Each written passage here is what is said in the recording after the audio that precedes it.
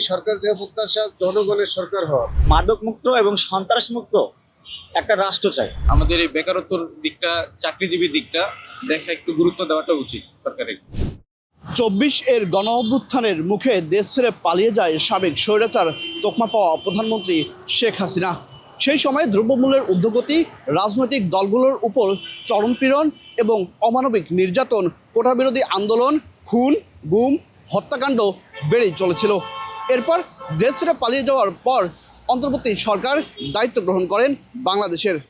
এর প্রায় 1.5 বছর পর ত্রয়োদশ জাতীয় সংসদ নির্বাচনে 212টি আসন পেয়ে জয়যুক্ত হয় বিএনপি। প্রধানমন্ত্রী হিসেবে শপথ গ্রহণ করেন তারেক রহমান। নতুন এই সরকারের কাছে জনগণের প্রাপ্তি এবং প্রত্যাশার জায়গা কতটুকু, সেই বিষয়ে আজকে আমরা কথা বলবো সাধারণ মানুষের সাথে।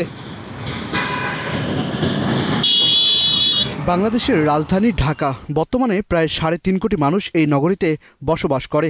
এর মধ্যে ইট পাথরে গড়া দালানকোঠার সংখ্যা বেশ অনেক, কিন্তু তার থেকেও বেশি অসচ্ছল নিম্ন ও মধ্যবিত্ত পরিবার, যারা যুগের পর যুগ শ্রম দিয়ে নিজেদের ভাগ্য বদলে কোনো পরিবর্তন করতে পারছে না। এই সরকার থেকে প্রত্যাশা জনগণের সরকার হওয়া, সে যে জনগণের জন্য সে কাজ করে, দেশের মানুষের জন্য যে কাজ করে, এই ঢাকা শহরের দুর্নীতি, চাঁদাবাজি যে সে মুক্ত করে। ফেসিবাদের সময় যে ভঙ্গুর অর্থনীতি যে অবস্থায় রেখে গেছে, এই অবস্থা থেকে এই বর্তমান যে সরকার, এই সরকারের কাছে আমরা আশা করব এই ভঙ্গুর অর্থনীতিকে স্বাভাবিক অবস্থায় ফিরে নিয়ে আসা, সুন্দর অবস্থায় মানুষের অন্ন, বস্ত্র, শিক্ষা, চিকিৎসা, বাসস্থান এটা নিশ্চিত করা। সরকারের কাছে একটাই আশা, মাদক মুক্ত এবং সন্ত্রাস মুক্ত একটা রাষ্ট্র চাই। নতুন সরকারের কাছে প্রত্যাশা হলো নাগরিক অধিকার, যা প্রাপ্য আইনগত, সামাজিক ও রাজনৈতিক অধিকার, যা বৈষম্যহীনভাবে জীবনযাপন ও স্বাধীনতা নিশ্চিত করে। এটা হলো প্রাপ্যতা।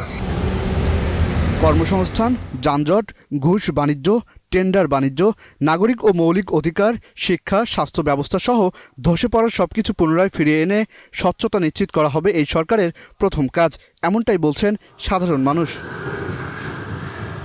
তরুণদের দিকে নজর দিয়ে কর্মসংস্থান বৃদ্ধির জন্য, বেকারত্ব দূরীকরণের জন্য এটা আমরা প্রত্যাশিত সরকারের কাছে, দেশে হোক বা বিদেশে, যাতে বেকারত্ব যাতে দেশে না থাকে, এটাই প্রত্যাশা সরকারের কাছে। সিন্ডিকেট মুক্ত একটা বাজার ব্যবস্থা চাই আমরা, যাতে আমরা সাধারণ গরিব মানুষ, আমজনতা, মধ্যবিত্ত শ্রেণী খুব সহজেই আমরা আমাদের জীবন ধারণ করতে পারি। অনেকেই বলছে বাংলাদেশে যে পরিমাণ জনসংখ্যা এখন রয়েছে তাদেরকে কাজে লাগিয়ে উন্নত বিশ্বে রূপান্তর করা সম্ভব। একদিকে কর্মসংস্থান সৃষ্টির জন্য বিশ্বের বিভিন্ন দেশে রেমিটেন্স যোদ্ধা হিসেবে পাঠানো, অন্যদিকে লেখাপড়ার পাশাপাশি কারিগরি শিক্ষাতে গুরুত্ব দিয়ে দক্ষতা বৃদ্ধি করা। আমাদের এই বেকারত্বর দিকটা, চাকরিজীবীর দিকটা দেখা একটু গুরুত্ব দেওয়াটা উচিত সরকারের, যাতে বেকারত্বটা বাংলাদেশ থেকে দূর হয়।